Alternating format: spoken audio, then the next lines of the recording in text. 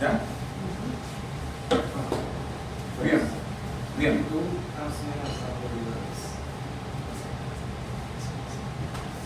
Oremos primero. Padre Celestial, en esta mañana te damos inmensas gracias por tus bendiciones, tu cuidado durante esta semana que ha pasado. Gracias, Padre Celestial, por tu misericordia para con nosotros, por tu gracia.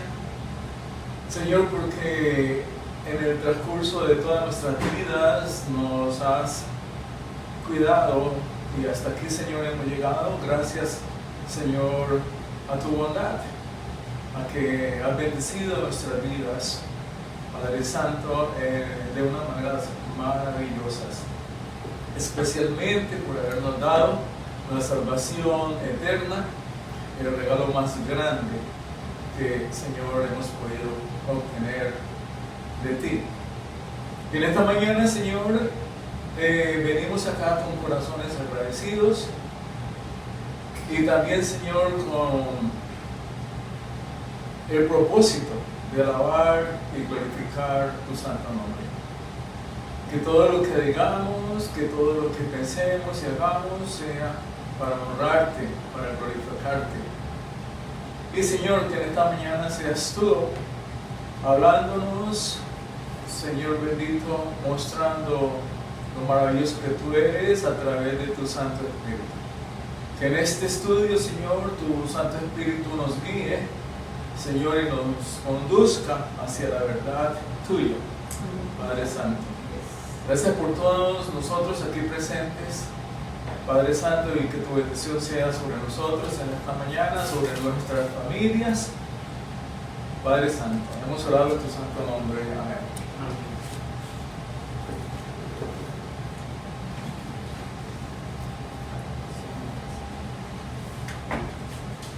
Es la lección número 53 y hoy estamos al 14 de diciembre, lección número 53.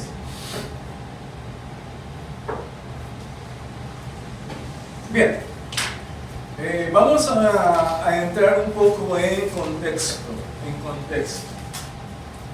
de todo lo que nosotros hemos visto en Romanos desde el capítulo 1 hasta ahora. Como ustedes saben, los primeros 11 capítulos de Romanos son esencialmente la más grande obra maestra acerca de la teología, bueno, todos Romanos, acerca de lo que es la doctrina de la justificación por fe. En esos capítulos, en esos 11 capítulos, de una manera magistral, guiado por el Espíritu Santo, Pablo nos ha mostrado lo que es la doctrina de la salvación en Cristo, por fe, por gracia y a través de la obra redentora de nuestro Señor Jesucristo, de toda la obra que Él hizo, su sacrificio, y que ha pagado por nuestros pecados y nos ha dado y abierto las puertas para nuestra salvación, no por lo que nosotros hemos hecho, ni por lo que nos merezcamos, sino por la obra que Él hizo en la cruz. Amén. Amén. Entonces esos fueron los primeros 11 capítulos. Luego entramos al capítulo 12, donde Pablo cambia completamente su discurso y ahora se va a centrar, a enfocar esencialmente en lo que es la vida cristiana. Entonces, ¿cómo se aplica toda esta doctrina de la justificación al caso de aquellos que aceptan esa doctrina, que creen por fe en esta doctrina y que como consecuencia de eso han recibido la salvación a través de Cristo y son ahora cristianos, son ahora los cristianos? Pablo entonces comienza una serie de escritos prácticos acerca de lo que es la vida cristiana, y en el capítulo 12, en los versículos 1 al 2, expone primero cómo, debido a la misericordia de Dios, Entonces Él nos dice, de acuerdo a esas misericordias de Dios, entonces Él nos llama a que nuestro compromiso como cristianos sea bien, pero bien profundo y de mucha responsabilidad, porque Él nos dice que debemos de presentar nuestros cuerpos como un sacrificio vivo y agradable y santo a Dios. En primer lugar, esa va a ser el estilo de nuestra vida cristiana, un sacrificio vivo, diario, constante hacia Dios. Y en segundo lugar, el cristiano está llamado a renovar la mente, renovar su mente y a tener una nueva mente, un nuevo pensamiento, de acuerdo con el nuevo nacimiento que nosotros tenemos después de que hemos recibido a Cristo. Entonces esos son los dos primeros versículos, el cristiano y su respuesta al Evangelio. El siguiente va a ser, los siguientes versículos van a ser desde el 3 al 16, en el cual Pablo habla acerca del cristiano como miembro de la iglesia. 3 al 16, cómo debe ser el comportamiento, cómo debe un cristiano vivir en medio de sus hermanos, en medio de su familia. ¿Sí? Están en el versículo 3 hasta el versículo 16, el cristiano como miembro de la familia, de la iglesia. Y todo esto se reduce, como ustedes saben, al versículo que comienza diciendo que el amor no sea qué? Sea sin fingimiento. Sin hipocresía. Sin hipocresía. Sí, ya casi no me veo.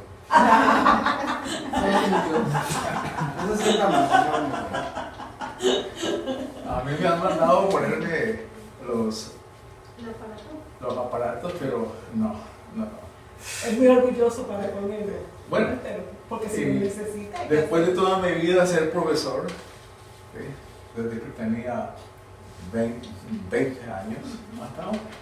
Entonces, una de las características de nosotros, los profesores viejos, es que nos volvemos sordos. La voz y los... Sí.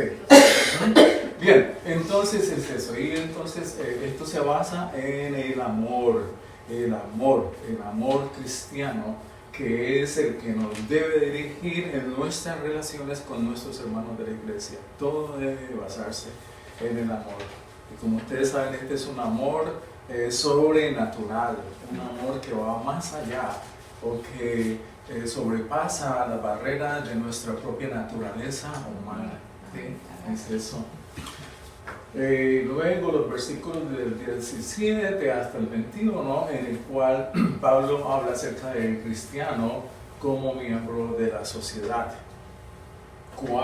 ¿Cómo debemos nosotros de relacionarnos con los vecinos, con nuestros compañeros de trabajo, hasta con nuestra propia familia, la familia natural?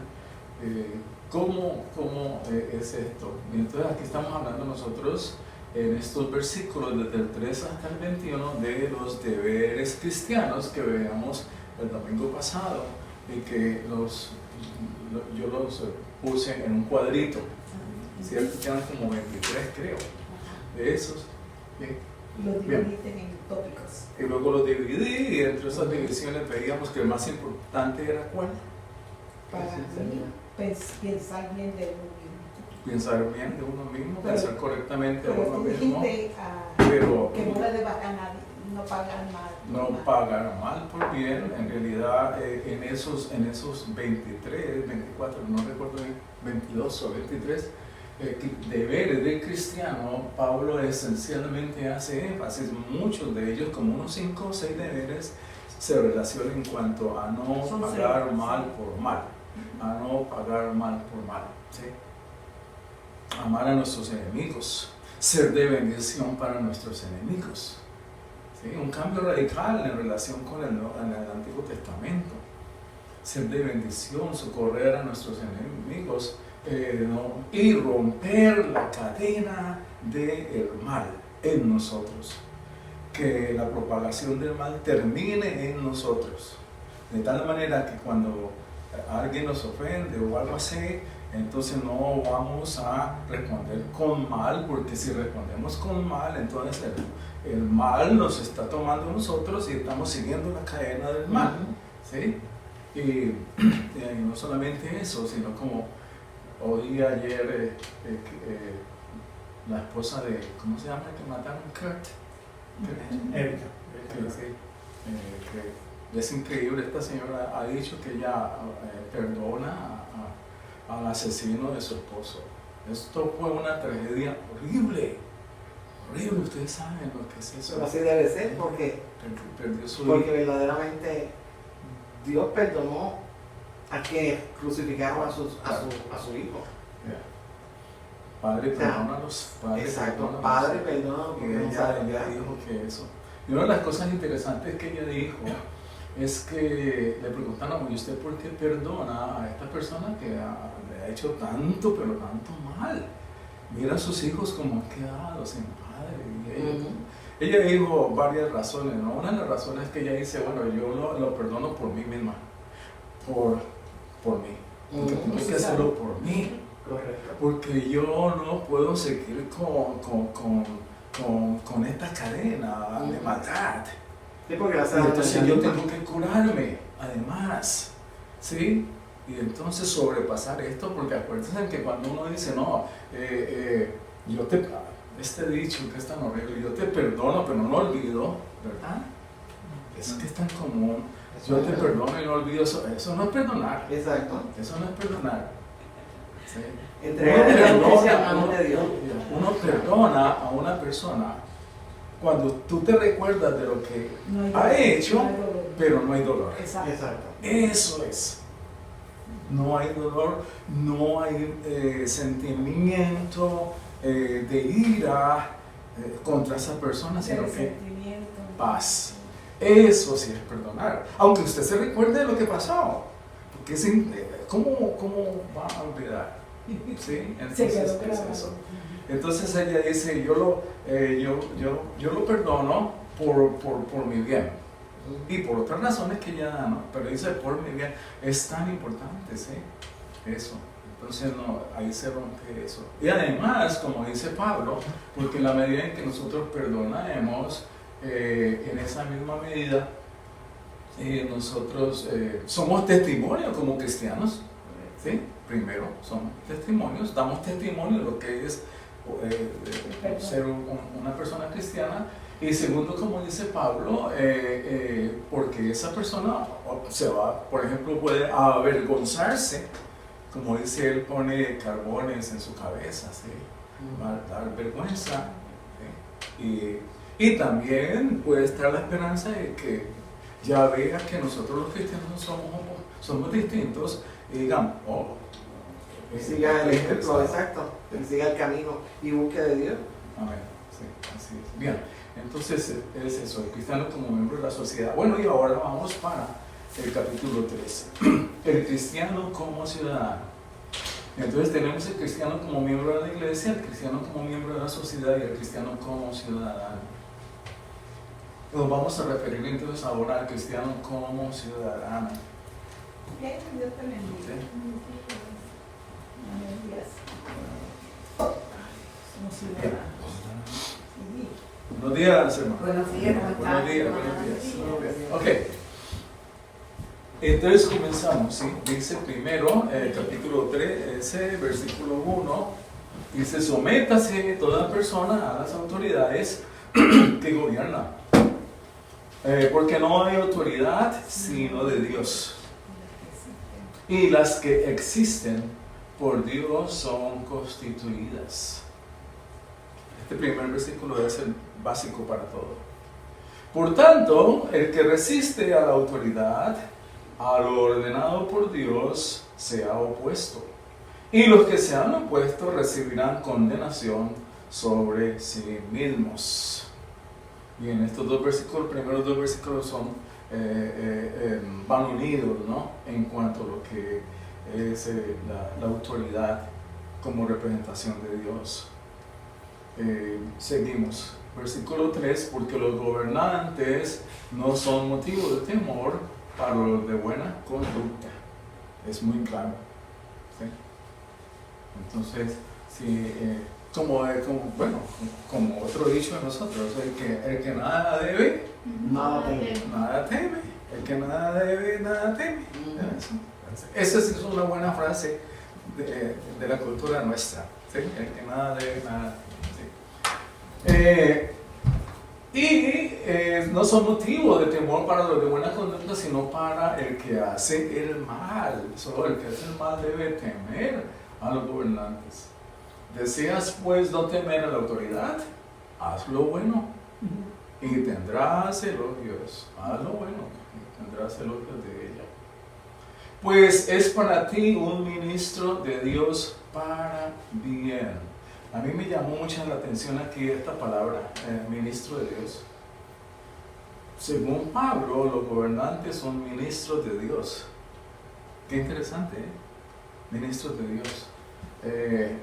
Nosotros consideramos a los gobernantes como muy civiles, como muy apartados, ¿no? Haciendo sus cosas allá, ¿no? Como muy laicos, algo así. Pero miren aquí lo interesante es que Pablo lo llama ministros de Dios. Para bien, pero no. Ellos no hacen bien. Estamos hablando de los gobernantes de una nación. De gobernantes en general, todos Lo que los hacen bien, gobernantes, de todas Exacto, sí, porque Y no solamente los gobernantes políticos, sino los que tienen autoridad, ¿sí? A todos ellos. Y los llama ministros de Dios, ministros de Dios. Para bien. Es bien interesante porque este es un concepto que no se maneja mucho ni se entiende. Es ministros de Dios, los gobernantes son ministros de Dios para bien. ¿Sí? Para bien. Es como cuando en Isaías que Dios decía que el rey Ciro era su siervo. Cierto. ¿Qué? Sí, lo que sí. Dios decía, mi siervo Ciro No sé. va a restituir la adoración a Dios en Jerusalén. Y nunca Y fue él no era cristiano, No, él era un tronco cualquiera. politeísta. Es decir, porque una persona no crea en Dios, no quiere decir que Que no Dios sea no ministro. lo use. Dios lo puso ahí. por Claro, amor a claro. Lo puso ahí. ¿Sí? También puso la dictadura, Sí. como Pero- Cuba, como Colombia. No permite. Bueno. Pues es para ti un ministro de Dios para bien. como aquí, Pero si haces lo malo, casi. pero si haces lo malo, teme. Pero si haces lo malo, teme. Porque no en vano lleva la espada. Sí, la va a usar. ¿Te acuerdas que tú me hiciste la pregunta ¿Por qué? la vez pasada sobre esto? Porque no en vano lleva la espada, pues es otra vez, pues es ministro de Dios, un vengador que castiga al que practica lo malo. Vengador. Es un vengador que practica. Entonces ahí está vengador cuando yo me preguntaba, bueno, Pablo habla de los deberes cristianos y luego dice los deberes como ciudadano, y entre los deberes cristianos dice no toméis venganza, ¿okay? No te vengarás, no hay venganza, no persiga la venganza, dice Pablo, ¿okay? Dice no hagas mal. Y entonces aquí vemos por qué, pues, cómo Pablo luego continúa, y entonces lo que dice el de no persiga la venganza, luego acaba de dar una respuesta, miren. Es increíble, luego Pablo va a decir, ¿por qué Pablo nos dice que no persigamos la venganza? Hay varias razones. Una razón es esta, porque el ministro de Dios, el gobernante, es un vengador. Acá está. Es una de las maneras en que Dios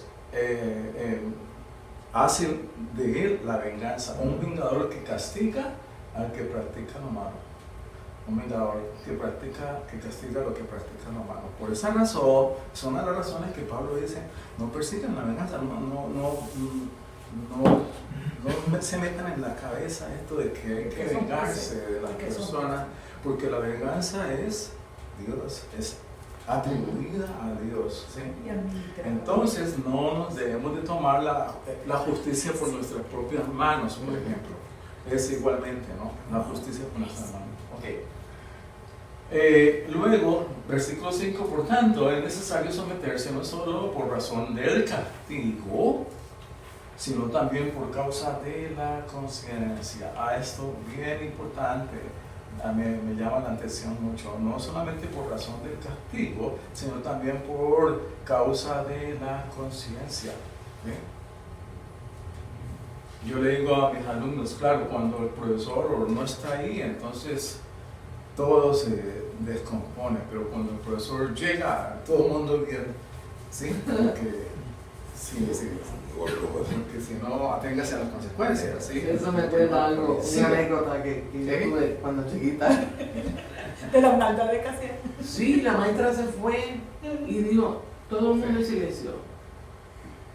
Perdona que te interrumpa. Y entonces dijo, todo el mundo en silencio. Cuando la maestra del lado dio queja de que había revolú en el salón. Y entonces ella dice, yo no voy a acusar a nadie porque no lo vi. El que es, sabe quién fue. Yo estaba incluida. Cuando me miren en la calle, cuando me encuentren en la calle, no me miren. Yo encontrar a esa maestra, yo bajaba la cabeza y estaba la calle. Eso era la conciencia. Claro, la conciencia. Sí, entonces, este es un punto bien interesante que Pablo hace acá. Debemos nosotros de actuar por causa de nuestra conciencia. No porque nos están viendo, porque si nos están viendo ya eso es hipocresía. ¿Sí? Que Pablo dice. Ok, pues por esto también ustedes pagan impuestos, porque los gobernantes son servidores de Dios dedicados precisamente a esto. ¿Sí? Es decir, los gobernantes son personas que trabajan y que trabajan dentro de unos planes de Dios. Y entonces, bueno, no sé, se me ocurre en este momento pensar así. Entonces, si así como los ministros de la iglesia hay que darle su salario, ¿verdad? Porque están trabajando para la obra del Señor, así también a estas personas hay que darle su salario también, que están trabajando. Lo reciben como quieren.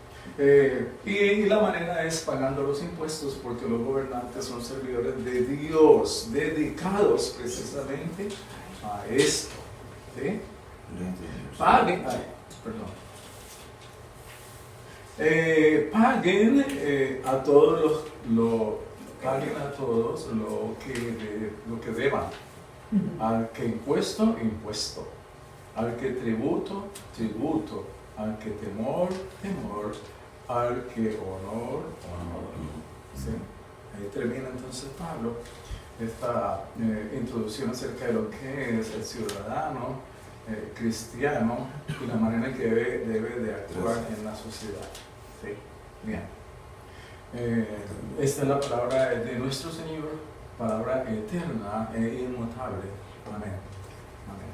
Bien, vamos a ver algunos aspectos de esto. Primero, vamos a ver lo que es el cristiano y lo que el cristiano debe entender como el Estado. ¿Sí? ¿Cómo debemos nosotros entender qué es esto del Estado? Y aquí viene el principio básico.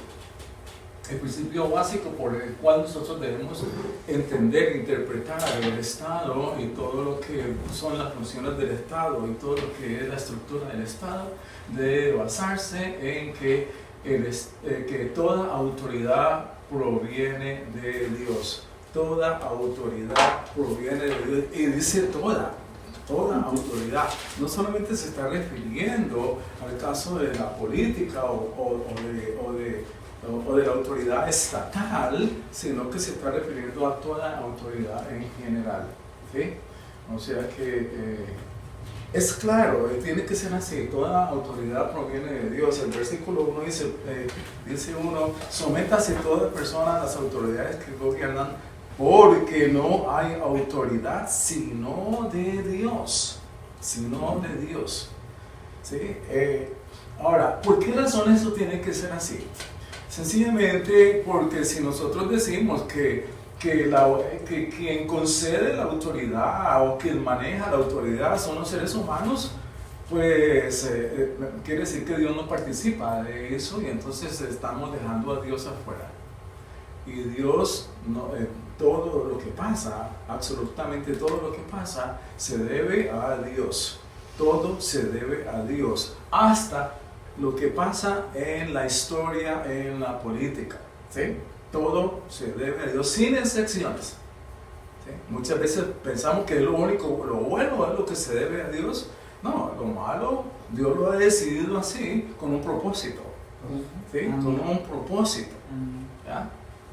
Esto es claro, exactamente. ¿Por qué razón? Porque Dios está en control de todo. Y este es un principio que aplicamos nosotros, que es lo que se llama el principio de la providencia. ¿Sí? ¿Qué es la providencia para nosotros? ¿Cómo entendemos esto de la providencia para nosotros? Dice, las obras de providencia de Dios son la preservación. ¿Sí? Esta es la... creo que es en el Catecismo Mayor, creo que es pregunta, creo 17, 18, algo así. En el Catecismo Mayor de Westminster, que es el que nosotros nos aprendimos de memoria. ¿Sí? Entonces, ese dice, las obras de providencia de Dios son la preservación. Dios preserva su creación, toma cuidado de su creación, interviene en su creación. ¿Sí? Y en el gobierno de todas sus criaturas, Él gobierna todas sus criaturas de la manera más santa, sabia y poderosa, ordenándolas juntamente con todas sus acciones. Por lo tanto, el gobierno, el Estado hace parte de todo el plan de Dios, de toda la creación de Dios. No está aparte, no está afuera. ¿Sí? ¿Y todo esto es para qué? Para su propia gloria, para su gloria. Amén, para su gloria. Entonces, esto también. El Estado hace parte de la providencia de Dios. Dios gobierna a todas sus criaturas. ¿Sí? Es eso. Ahora, como dice John Murray, que eso escribió un comentario sobre los Romanos, dice, la autoridad para gobernar y la sujeción que se exige a los gobernados residen enteramente en la institución divina. Es decir, la autoridad para gobernar proviene de Dios. Mucha gente dice, no, pues el rey fulano de tal tiene la autoridad porque pues, su madre o su padre renunció y se la concedió a él. ¿Sí? O el otro dice, no, porque pues él nació y era el hijo del presidente y entonces por eso pues... No, nada de eso, nada. La autoridad para gobernar solamente proviene de Dios, porque Dios es el que ha organizado y ha creado todas las instituciones. ¿Okay? Y lo mismo, la sujeción que se exige a los gobernados. Todo esto nosotros nos sujetamos porque eso es un mandato de Dios. Se exige a los gobernados. Todo esto es una institución divina. Ahora, miren ustedes que aquí hay algo muy interesante en este primer versículo que dice, primer versículo creo, segundo dice, porque no hay autoridad sino de Dios y las que existen. Son puertas por Dios. Y las que existen. Y las que existen. O sea, todas. Todos los gobiernos que actualmente existen son instituidos por Dios. Es decir, Bueno, la mayoría de nosotros no pensamos así, No. o pensábamos así, pero ya no, ¿sí? Entonces, yo entiendo. Pero aquí está transformándonos nuestra mente el Señor, precisamente, y tenemos una nueva noción, porque entonces ya comenzamos a ver y a entender el Estado de una manera muy distinta, ¿sí? El Estado no se debe a una acción de fulano que llevó al otro al gobierno, no, nada de esas cosas. El Estado existe porque así lo haya puesto todo, pero lo importante aquí es que dice los que existen, todos, ¿sí? Y todo eso se debe, como ya hemos visto, al control providencial de Dios, sí, de Dios. Okay, me acuerdo en este momentito de Maquiavelo. ¿Se acuerdan de Maquiavelo? El escritor italiano, ¿sí? El que maquinaba todas las cosas para tener el poder, ¿sí?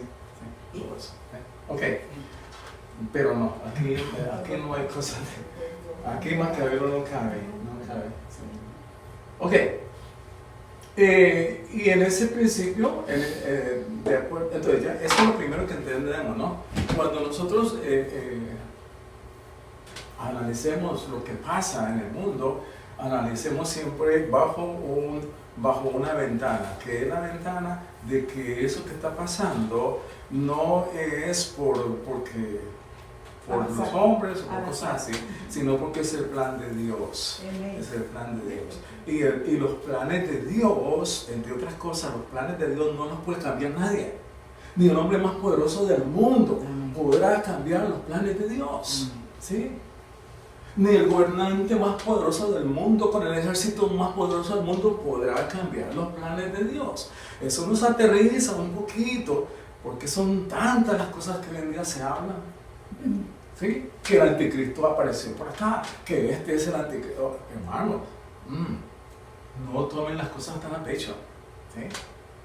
Que es Dios el que dirige, y este mundo va a llegar a su final por decisión de Dios, no por nadie más. Sí, señor. Amén. ¿Sí? Entonces es claro en ese sentido. Entonces cuando nosotros analicemos todo lo que pasa a nivel político y toda esa cuestión, miremoslo a través de la ventana de lo que es la soberanía y la providencia de Dios, quien ha establecido una historia que es la historia redentiva, la historia de redención humana, que es una historia que va por encima de cualquier otra historia. Ok. Someterse a las autoridades. ¿Sí? ¿Por qué no? El principio, entonces, el versículo número 1 dice, sométase toda persona a las autoridades que gobiernan. ¿Por qué debemos nosotros someternos a las autoridades que gobiernan primero? Pues porque fue Dios quien inventó el Estado. ¿Sí? Me someto a las autoridades de Dios mientras esa autoridad no se meta conmigo como cristiana. No sé. Por ejemplo, si en Cuba ahora yo quiero predicar y decir viene el Canel, yo no voy a hacer caso a Canel. ¿Me entiendes? Sí. Pero se permite la evangelización, ¿no? Ay, está perseguido. Ahora lo restringieron más. Sí. Perseguido, siempre ha sido perseguido. Lo primero que hizo el catrismo fue quitar la autoridad de Dios, por eso Cuba está. Pero es la autoridad de Dios. Es lo que. Eso es cierto. Por algo de eso. Ha crecido. Segundo, someterse a las autoridades, puesto que es una acción sabia. ¿Sí? Miren en los versos 3 y 4. ¿Sí? Yo me someto a las autoridades porque hay una decisión sabia. Hay una inteligencia de parte de uno, ¿sí? Para someterse a esa autoridad. ¿Sí? Porque esa autoridad me está diciendo que tengo que hacer lo bueno. Que esa autoridad me está diciendo que los gobiernos son necesarios para que las personas puedan vivir juntas. Si nosotros no tenemos un gobierno, si nosotros no tenemos un Estado, ¿cómo vamos a hacer para vivir juntos? ¿Sí? Como una sociedad civil, como una sociedad civilizada. solamente es posible en el caso de que exista un gobierno o un Estado sin la amenaza del castigo. Además, una cosa, sin la amenaza del castigo, el egoísmo de los hombres haría imposible la función de la sociedad. ¿Ve?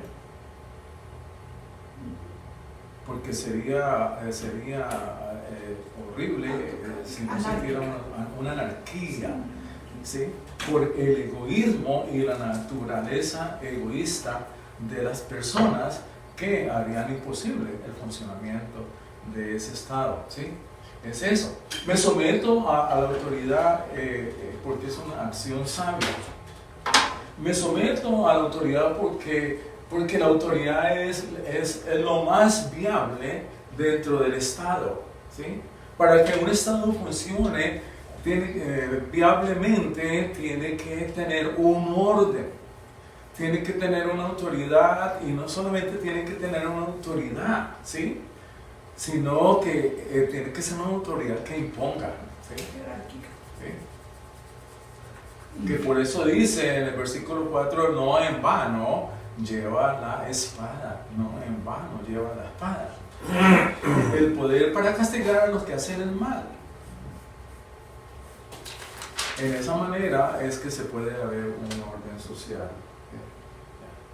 Nadie quiere vivir en una sociedad completamente insegura, ¿sí? Donde no hay quien te proteja, ¿sí? Donde te roban y no pasa nada, o estás todos los días expuesto a que te maten o cosas así. Entonces es eso. Bien. Entonces por eso nosotros debemos someternos a las autoridades, y en último lugar porque es lo justo, es lo que Dios nos ha dicho que es lo justo. De ahí, por ejemplo, Pablo habla, por ejemplo, de los impuestos. Es justo que paguemos los impuestos, porque hay toda una estructura que está funcionando a favor de nosotros, a favor de la sociedad. Es una estructura, y esa estructura necesita funcionar también con medios de financiamiento. Exactamente, ¿sí? Ahora, mucha gente dice, no, pero es que yo no pago los impuestos porque se los roba. Bueno, ¿cuál es el deber mío? Pagarlos. Y encomendárselo a Dios que Es mi deber controlar cómo ellos invierten el dinero. No, eso no es mi deber. Es un problema de ellos con Dios. Exacto, si no usan mal, pues. Exactamente. Es como el diezmo del pastor también. Exactamente, eso iba a decir. Y no solamente el diezmo del pastor, ¿sí? Sino cuál es mi deber. Uno de los deberes que yo tengo como miembro de la iglesia es mantener la iglesia, Amén. sostener la iglesia, financiar la iglesia. Eso es un deber mío. ¿Okay? Yo doy el dinero, ¿sí? De ahí para allá, yo no voy a estar controlando lo que se hace con el dinero, ¿no? Porque ese no es mi deber. Y porque, y aquí viene, los gobernantes como ministros de Dios van a rendir cuentas a Dios. No se olviden de eso. Amén. Ellos van a rendir, así como el pastor rinde cuentas, como los miembros de la iglesia, nosotros rendimos cuentas a Dios de lo que Dios nos ha puesto en nuestras manos, que no nos pertenece, sino que estamos administrándolo. Todos nosotros rendimos cuentas, incluidos ellos, incluidos los gobernantes, ¿sí? Bien. Ahora, ¿cuál es la responsabilidad del cristiano para con el Estado?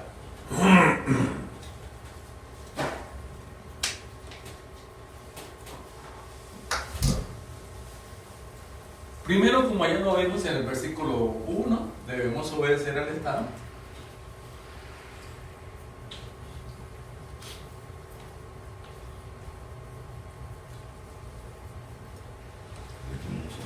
Segundo, someternos de acuerdo a nuestra conciencia. Es decir, no solo por temor al castigo. Y aquí, hermanos, esto de someternos de acuerdo a nuestra conciencia, ese es un principio radical que Pablo plantea aquí. Un principio bien importante, radical, sobre todo para nosotros los cristianos, ¿sí? Este principio es radical de dos maneras. Por un lado, vamos a obedecer al Estado incluso cuando no haya consecuencias civiles. La mayoría sigue lo que tenemos.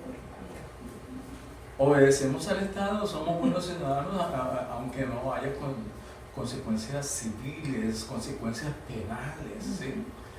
Porque nuestra motivación no es ese temor, sino que obedecemos al Estado porque primero obedecemos a Dios. Y la obediencia al Estado es un reflejo de nuestra obediencia a Dios. ¿Sí? Obedecemos al Estado porque es nuestro deber cuando obedecemos a Cristo, cuando obedecemos a Dios. Y por otro lado, nunca debemos someternos a lo que el Estado nos pida sin antes discernirlo. Discernirlo. Porque mi obediencia al Estado está mediatizada por mi obediencia a Cristo, a Dios. ¿Sí? Condicionada. Si nos exige que violemos nuestra conciencia, no debemos de hacer esas cosas y de estar en contra de nuestra conciencia, en contra de nuestra obediencia a Dios. Bien. Y otro punto que yo creo que es importante aquí también nombrar es que cuando nosotros obedecemos, cuando nosotros hacemos las cosas bien, nosotros estamos tranquilos. Nuestra conciencia está tranquila, ¿sí? Y esto es muy importante. Es muy importante. Cuando uno tiene una conciencia tranquila, cuando no hay cosas que nos amargan.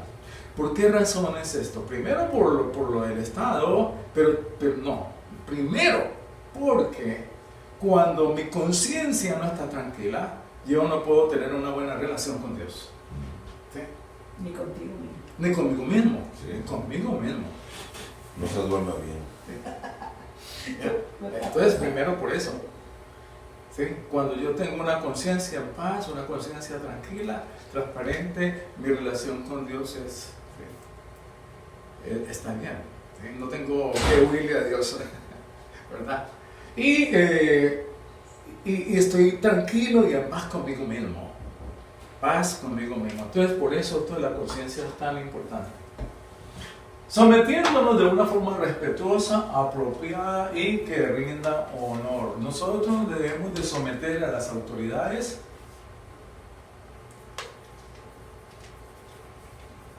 de una forma respetuosa, apropiada y que rinda honor. Eso lo pueden ver ustedes en el versículo 7. ¿Sí? Pablo acá nos está hablando del respeto. Nos está hablando de la cortesía, del honor. Cosas que cada día son como más escasas en nuestra sociedad, ¿verdad? El respeto. El respeto. Entonces, aquí viene algo, ¿no?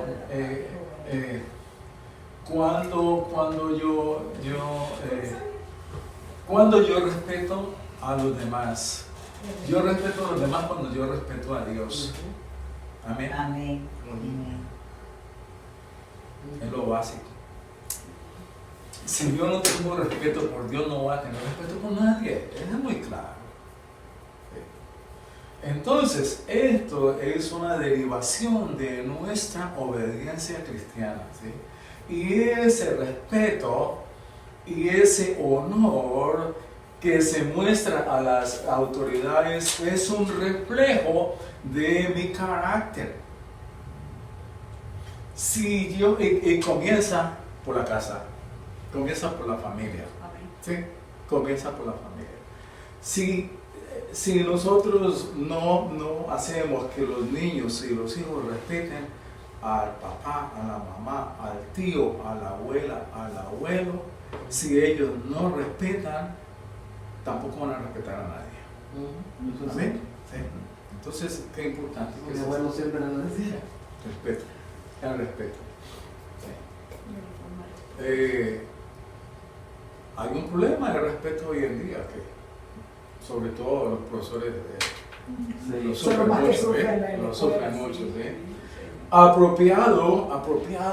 Apropiado quiere decir de que es ni mucho ni poco, pues apropiado. No es que vamos a hacer nosotros de las autoridades dioses o cosas así, no. ¿Sí? Son ministros de Dios. Y que rinda honor. Nosotros debemos de rendir honor a las autoridades, ¿sí? A todas las autoridades. Ser respetuosos con las personas mayores. ¿sí? Honor, respeto con la policía, respeto con el sheriff, respeto con el juez, Amén. con todo el mundo. ¿sí? Amén. Y rendir honor. Esto nos cuesta, es una cosa que yo he notado que nos cuesta mucho. Rendir honor a los demás. Rendir honor. ¿sí? Amén. Cuando alguien está haciendo bien, digámoslo. ¿sí? Digámoslo. Estoy tan contento. ¿sí? Una de las cosas que yo he aprendido como profesor es que yo a mis estudiantes les digo, yo estoy feliz contigo. Estoy tan feliz de que tú estés en mi clase. Ay, pero qué bien. Desearía tener tantos estudiantes como tú. Aún con los hijos y con los nietos. Y los Cuando hijos. hacen algo, según lo reprendemos cuando hacen algo incorrecto, cuando hacen algo bueno, me siento orgulloso de ti. Claro. O sea, ¿sí? porque Entonces uno mira esto como normal, ¿no? Y cuando uno le dice a los estudiantes esto, los estudiantes se sienten felices. Se sienten felices, ¿sí? Porque estamos en una sociedad que todo es negativo. Entonces nosotros estamos llamados a ser personas que... La posición que menos se respeta en América es la del presidente. Sí, Es la posición que menos se respeta. más que menos.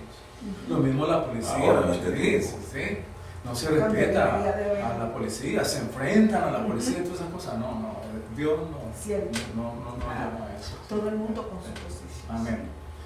Y yo creo que, como Pablo va a decir antes, cuando la sociedad está basada en todos estos principios, ay, qué sociedad tan buena que va a ser, ¿verdad? ¿Sí? Más adelante vamos a ver un versículo de esos. La responsabilidad del Estado para con los ciudadanos. Así como nosotros tenemos responsabilidad para con el Estado, así también el Estado tiene responsabilidad para con nosotros. Esencialmente esa responsabilidad del Estado, Pablo habla aquí en general, ¿no? Lanza algunos principios, porque Pablo no fue político, estuvo en las cosas de las experiencias políticas, cómo funciona un gobierno, nada de esas cosas. ¿sí? Pablo acá es enfocado en los cristianos, no más, ¿sí? Lo que nosotros debemos de hacer como cristianos. Ese es el enfoque de Pablo, no busquemos otras cosas. Primero, la responsabilidad del Estado para con los ciudadanos. La primera, la función negativa del Estado es castigar la maldad. El Estado es responsable de castigar la maldad.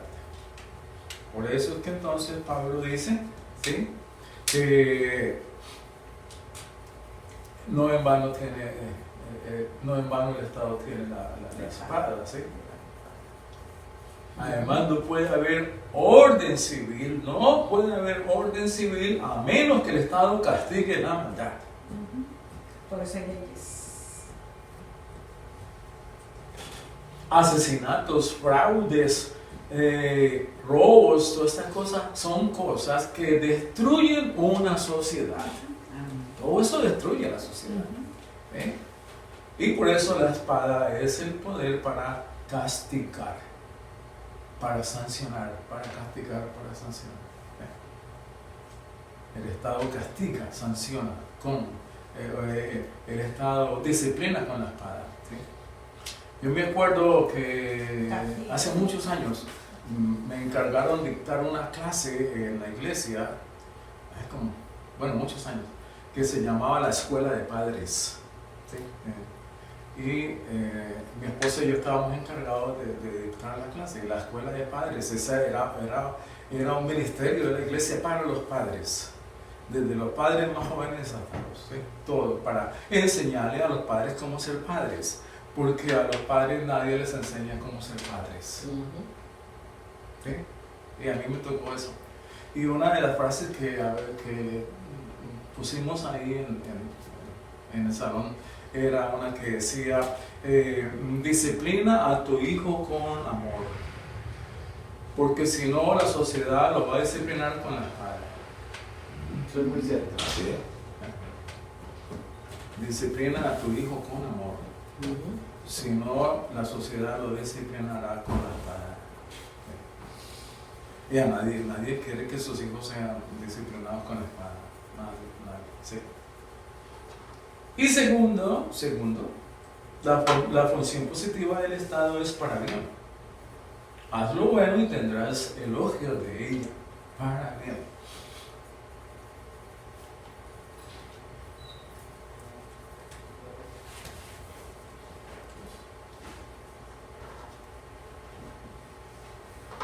Ahora,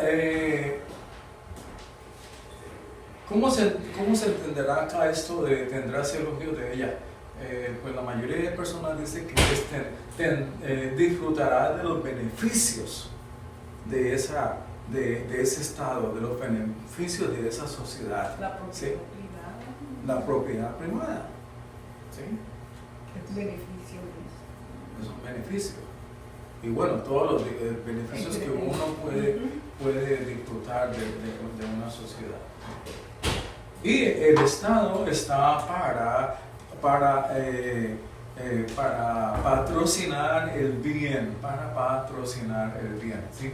Entonces, la función negativa del Estado y también la función positiva del Estado es para bien. Aunque Pablo no profundiza en lo que es el concepto del bien aquí, más que todo el bien es portarse bien, ¿sí? Es eso. Bien. Mi conclusión es esta, hermanos.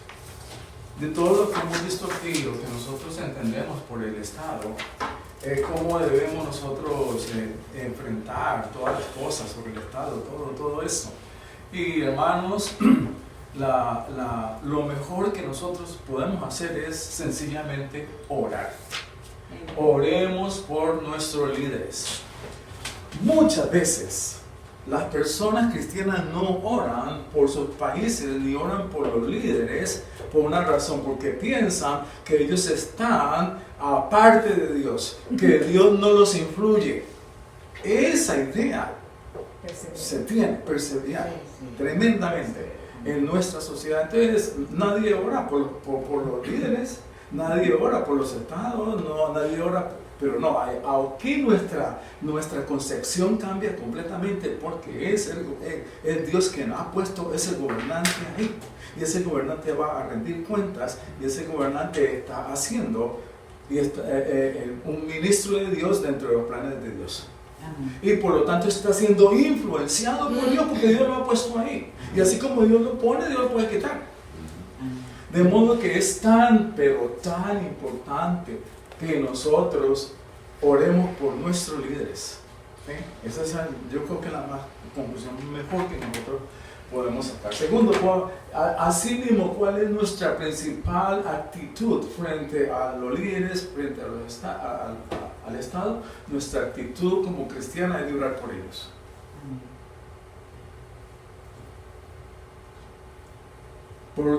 Por quienes tienen autoridad gubernamental. Miren lo que dice Primera de Timoteo. Es un versículo bien lindo.